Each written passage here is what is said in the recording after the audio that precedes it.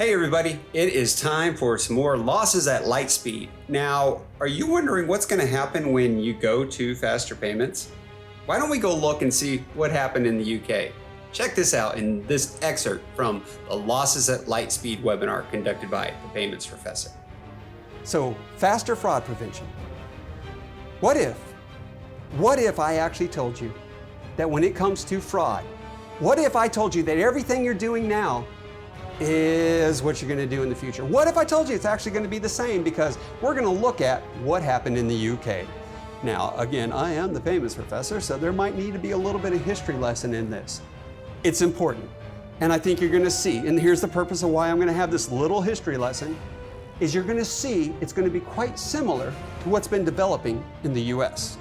If I'm wrong, well, it won't be the first time, so let's get on with our journey here. What happened in the UK when they first launched faster payments? Specifically, what happened with the fraud?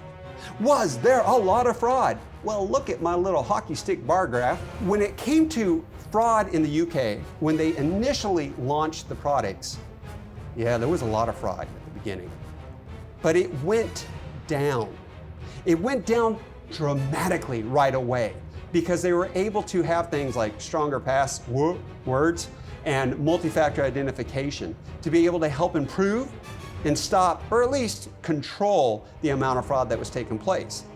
But we're not out of the woods yet, because when it comes to fraud in the UK, what if I were to tell you, guess what?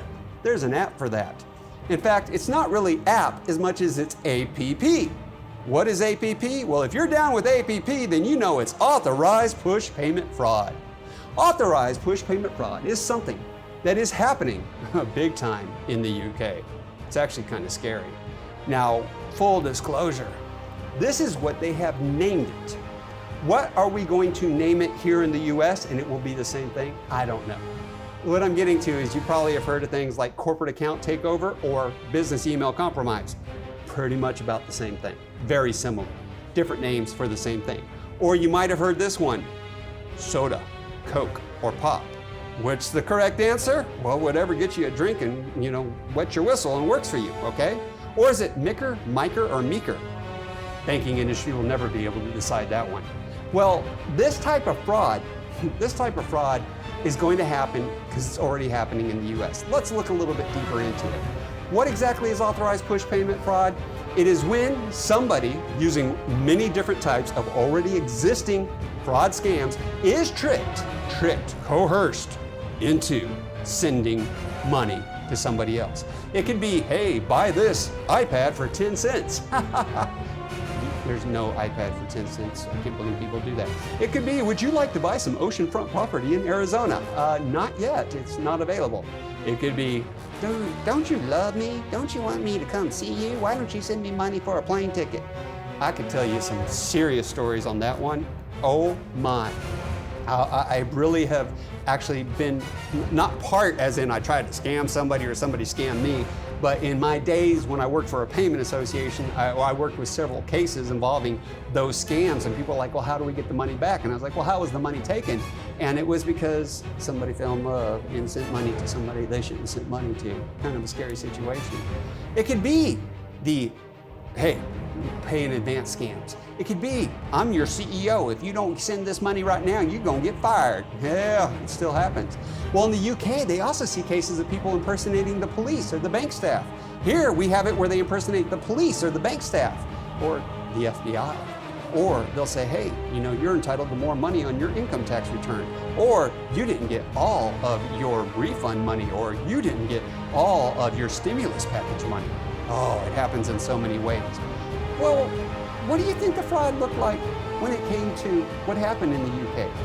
And let's not go all the way back to when they first launched it, because they've had it for over a decade now. What about recently? How about, let's look at 2018. In 2018, they had 354 million, this is euros, losses.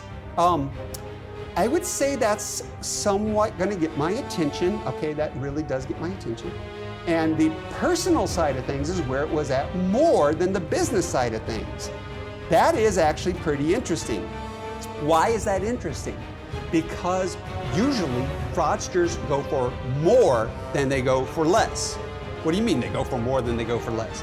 Fraudsters will typically go after businesses because there's more money in that account for them to be able to pilfer and to take. Whereas when it comes to consumer accounts, their balances and their trends in payments tend to be much lower, making it harder for them to be able to get the big pull. So to see in there that they were able to get more in personal than they were in businesses, well, that's kind of scary. I mean, that number's kind of scary. But how many are you saying, Professor, that's 2018. That's not that recent. Well, let's go to 2019 and 667 million lost in these types of scams. Lost using faster payment channels to move the money. Wait, what did he just say? Did he say faster payments led to all those losses? No. Don't you dare go quote me and say they lost this money because of faster payments. No. What I said is faster payment channel was used to move the money. See, that's the big important thing. That's the whole concept I want everybody to come away from this is will faster payments equal faster losses? I'm gonna go ahead and spoil it. Spoiler, if you don't wanna know what happens at the end, plug your ears right now. Faster payments do not equal faster losses. Faster payments will not equal more fraud.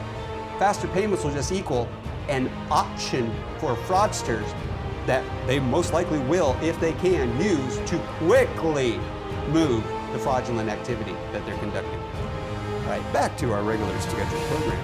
So in 2019, 667 million losses due to those scams.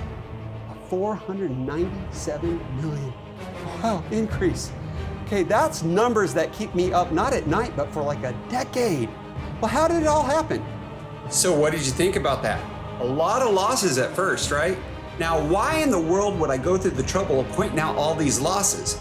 Because there's a lesson we can learn. Don't let it happen to us.